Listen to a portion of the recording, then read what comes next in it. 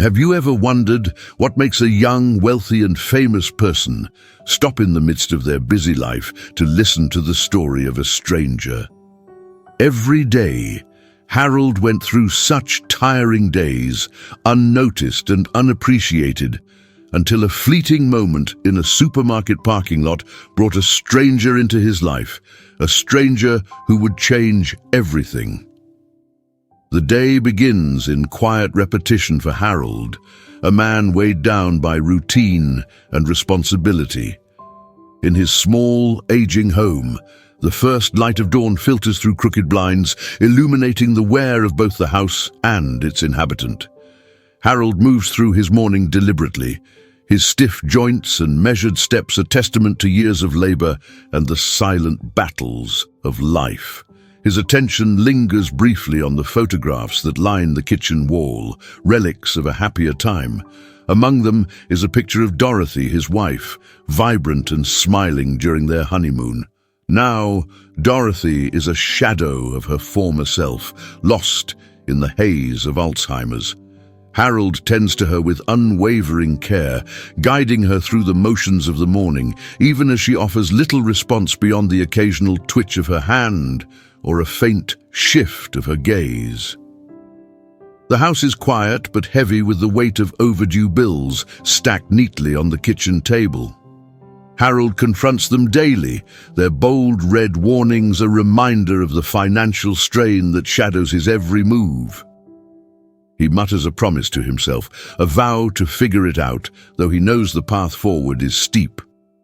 Memories of the past surface briefly as Harold touches a faded wedding photo, recalling Dorothy's teasing laughter and the joy they once shared. But the present interrupts, and Harold steels himself for the long day ahead. At the Riverdale market, the parking lot hums with activity. Cars pull in and out, shoppers rush past, and carts are scattered across the cracked asphalt. Harold arrives and dons his frayed work vest, the weight of the task ahead evident in his weary frame. He begins the familiar routine of gathering carts, the repetitive screech of their wheels blending into the background noise of the bustling lot. A young shopper nearly collides with Harold, offering a hurried apology without slowing down. The encounter leaves Harold smiling faintly, the word "sir" echoing in his mind, a reminder of how age has crept upon him unnoticed by the world around him. As he aligns the carts near the store entrance, Harold pauses briefly, glancing up at the endless expanse of sky above.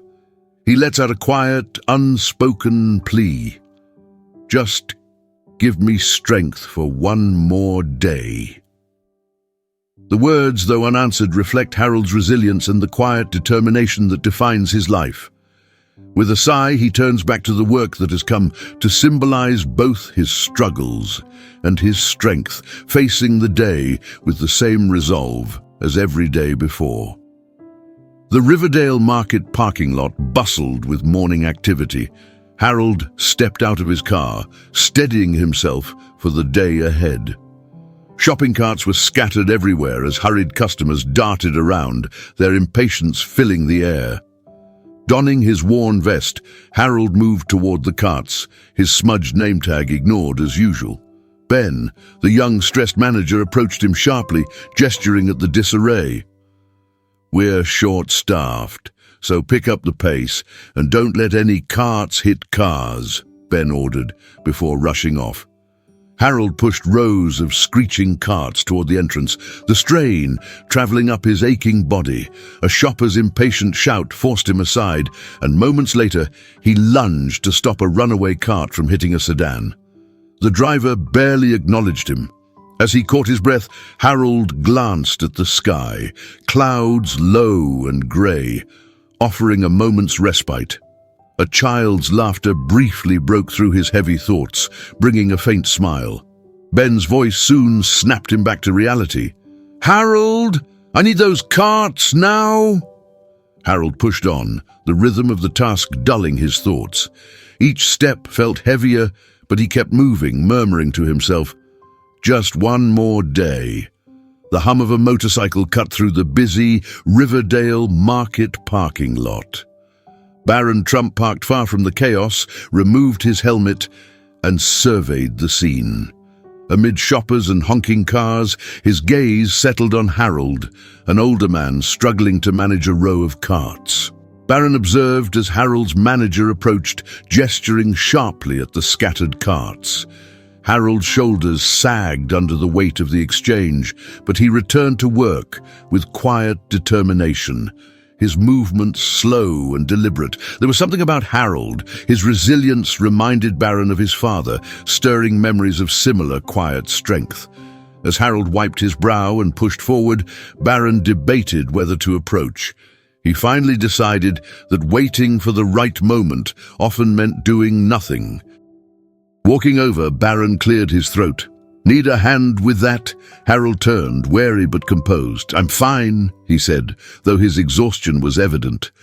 "It doesn't look fine," Barron replied, his tone firm yet light. Harold hesitated, but Barron's calm determination wasn't pity. It was understanding. Finally, Harold relented. "Suit yourself." Barron took over, pushing the carts with ease. They worked silently for a while, the sound of the wheels filling the space. "Not every day you see someone offer to push carts," Harold said, breaking the quiet. "And not every day you see someone doing it alone," Barron replied, his tone carrying a subtle depth. Harold studied Barron, noticing his sincerity. Though unsure why, Harold felt a small relief, a weight lifting slightly from his chest. For the first time that day, he allowed himself a moment's pause. The mid-morning sun warmed the asphalt of the Riverdale Market parking lot as Harold leaned on a cart, catching his breath. Nearby, Barron worked efficiently, wrangling rows of scattered carts. "You're quicker than I expected," Harold quipped, his tone laced with humor. Barron smirked without pausing. "Quicker than you, at least." Harold chuckled softly, a rare moment these days. He straightened, his knees creaking in protest, and watched as Barron parked the carts neatly by the storefront. "You've been at this too long," Barron remarked, his voice calm yet matter-of-fact. Harold raised an eyebrow. "You don't know much about me." "I know enough," Barron replied. "I saw you out here, working through every ache, while your manager barked orders like you owe him everything." Harold wanted to push back, but hesitated. Barron's tone wasn't pitying. It was an honest observation. After a moment, Harold sighed. "You get used to it."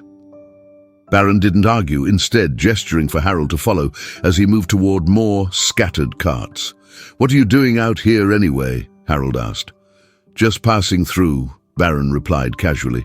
"Stopped for coffee, stayed for the scenery. Didn't expect cart duty."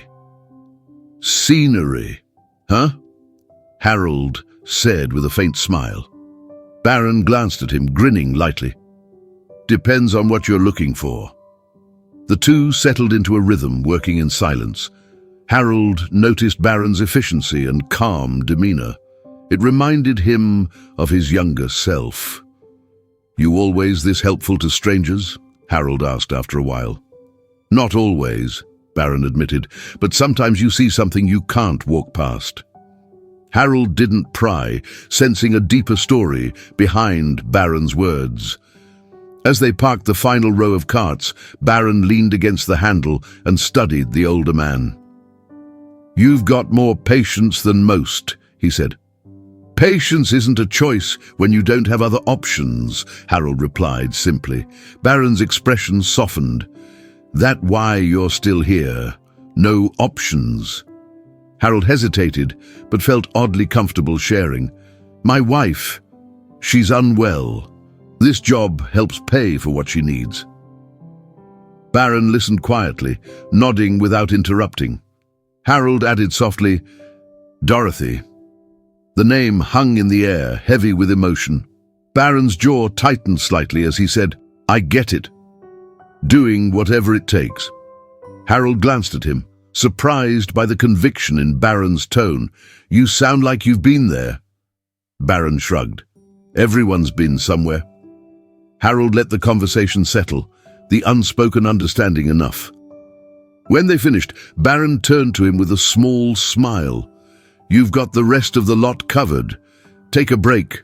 Harold huffed a laugh. "Bossing me around already?" "Call it a suggestion," Barron said, extending a hand. "Barron, by the way." "Harold," he replied, shaking Barron's firm but balanced grip. Barron stepped back toward his motorcycle. "You keep this place running. Don't let that manager forget it." "Leaving already?" Harold asked. "For now," Barron said, adjusting his helmet, "but I'll be around." With a low rumble, the motorcycle came to life. Barron nodded once before riding away, leaving Harold standing in the lot. As the sound of the bike faded into the distance, Harold felt a flicker of something he hadn't in a long time, a sense of being seen, even if just for a moment. The next morning, Harold arrived early at the Riverdale market, the cool air hinting at rain. He parked his car and walked toward the line of abandoned carts when he heard the hum of a motorcycle. Turning, he saw Barron Trump riding in confidently and stopping near Harold. Barron removed his helmet and greeted him with a nod. Harold, surprised, asked if Barron had come to volunteer again. Barron replied, "Neither," holding out 2 cups of black coffee. "Figured you could use a break." Harold hesitated, but accepted the gesture. They sat on a nearby bench in the midst of the morning market bustle. Harold enjoyed the warmth of the coffee, remarking that not everyone brought him coffee, to which Barron replied, "Not everyone works as hard as you do," without a word of complaint. Their conversation deepened, with Barron commenting on Harold's perseverance and suggesting that not everyone thought the way Harold did. When Harold questioned why Barron had stopped to help him the previous day, Barron explained that he'd seen too many people in need who didn't receive help but didn't give a clear reason for why he had acted. Curious, Barron asked Harold why he kept working despite the difficulties. Harold replied that bills needed to be paid, and his wife Dorothy, who had Alzheimer's, required constant care. Barron, visibly moved, acknowledged Harold's commitment, and Harold shared how love meant doing what needed to be done without thinking about the cost. Barron asked if Harold ever accepted help, but Harold responded that people had their own problems. Barron disagreed, suggesting that Harold deserved help too. Before leaving, Barron said if Harold ever changed his mind, he'd be around. As Barron rode off, Harold, sitting alone with his empty coffee cup, for the first time considered that accepting help might not be so impossible after all. As Harold parked his car in the driveway, the envelope with the bonus check felt heavier in his pocket. The late afternoon sun highlighted the wear on his house, but his thoughts were occupied by the unexpected gift. It wasn't the money itself that weighed on him, but the hope it represented, a feeling he hadn't embraced in years. Climbing the steps with difficulty, Harold entered the house, greeted by the familiar stillness. Dorothy sat in her armchair, gazing out the window as she often did. Harold gently took her hand and shared the good news, though she didn't respond. He placed the envelope on the table before preparing tea for her and coffee for himself, reflecting on Barron's words. "Take care of her." Sitting across from Dorothy, Harold remembered the times they'd sit on the porch, talking about places she wanted to visit, especially the Grand Canyon. He hadn't been able to make it happen, but he cherished those memories. He found the old brochure Dorothy had kept and brought it to the table. As he placed it in front of her, Dorothy's eyes shifted, and for the first time in weeks, there was a spark of recognition. Her voice, weak but clear, whispered his name. Overcome with emotion, Harold leaned closer, reassuring her he was there. Dorothy acknowledged the brochure, her hand trembling as she touched it. Harold, teary-eyed, expressed how much he had kept everything. In that fleeting moment, the fog that had taken so much from her seemed to lift. "I missed you," Dorothy whispered, and Harold, struggling to hold back tears, responded, "I've never left." They sat together in silence, the room filled with the love that had sustained them through years of hardship. As the sun set, Harold silently thanked Barron for the bonus, for the brief moment of clarity with Dorothy, and for the gift of hope, however fragile. The next morning, Harold felt a renewed energy, remembering the brief moment of clarity Dorothy had experienced the night before. It reminded him of why he kept going. After leaving the house early, he drove to the market, the bonus check still in the glove compartment. As he arrived, he noticed Ben near the loading dock, but didn't feel the usual tension in his presence. Harold went to work gathering carts when he spotted Barron rolling into the lot on his motorcycle. Barron dismounted and casually approached him. They exchanged greetings, and Harold shared that Dorothy had had a rare moment of recognition the night before. Barron listened, nodding in understanding, and remarked that Harold had a lot of fight in him, noting how most people would have given up by now. Harold responded that giving up wasn't an option with someone depending on him. Barron praised him, calling him a good man. Barron then encouraged Harold to take a break, pointing to a nearby bench. Harold reluctantly agreed and sat with Barron. As they sat in silence, Barron shared a thought about how kindness spreads, even when unnoticed. Harold, initially dismissive, reflected on Barron's words. He considered his own perseverance and the small acts of kindness, like Barron's generous gesture, that had kept him going. "You're a strange one," Harold said, half joking. Barron chuckled, accepting it as a compliment. As they finished their break, Harold felt a little lighter. He thanked Barron, who assured him, "Any time." Harold returned to his work with a new perspective. His quiet strength, bolstered by love and resilience, was more significant than he had realized. The evening light filtered softly through the kitchen window, bathing the small house in warm hues of gold and amber. Harold sat at the kitchen table, a stack of bills in front of him. For the first time in months, they didn't feel like a noose tightening around his neck. The bonus from the market had bought him time, a precious, fleeting reprieve, and he intended to make the most of it. Dorothy sat in her armchair near the window, her gaze fixed on the horizon. The room was quiet except for the faint ticking of the clock on the wall. Harold glanced at her from where he sat, his eyes lingering on her profile. She looked peaceful, almost like the woman he'd fallen in love with all those years ago. Setting his pen down, Harold stood and crossed the room. He knelt beside Dorothy, taking her hand gently in his. "It's a nice evening," he said softly. "How about we sit outside for a bit?" Dorothy's eyes shifted slightly, a faint flicker of recognition passing through them. She didn't speak, but Harold took the subtle movement as an answer. Carefully, he helped her to her feet, guiding her out to the porch. The wooden steps creaked under their weight, but the porch itself felt solid beneath their feet.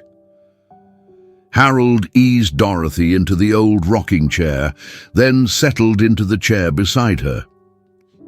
The air was cool and crisp, carrying the faint scent of rain that had passed earlier in the day. Crickets chirped in the distance, their song blending with the occasional rustle of leaves in the breeze. Harold leaned back, his hands resting on his knees. "Do you remember when we used to sit out here every night?" he asked, his voice low but steady. Dorothy didn't answer, but her hand reached for the armrest, her fingers tracing the worn wood. "We'd watch the stars come out," Harold continued, his gaze fixed on the sky. You'd always pick the brightest one and tell me it was ours. Said it'd always be there, no matter what. For a moment the silence between them felt heavier, but Harold didn't mind. He'd grown accustomed to filling the gaps, to finding solace in the unspoken. As the first stars began to peek through the darkening sky, Harold's thoughts drifted to Barron. The young man's words echoed in his mind. What you do matters. Harold hadn't fully understood it at the time, but now, sitting beside Dorothy with the quiet of the evening wrapping around them, it began to make sense.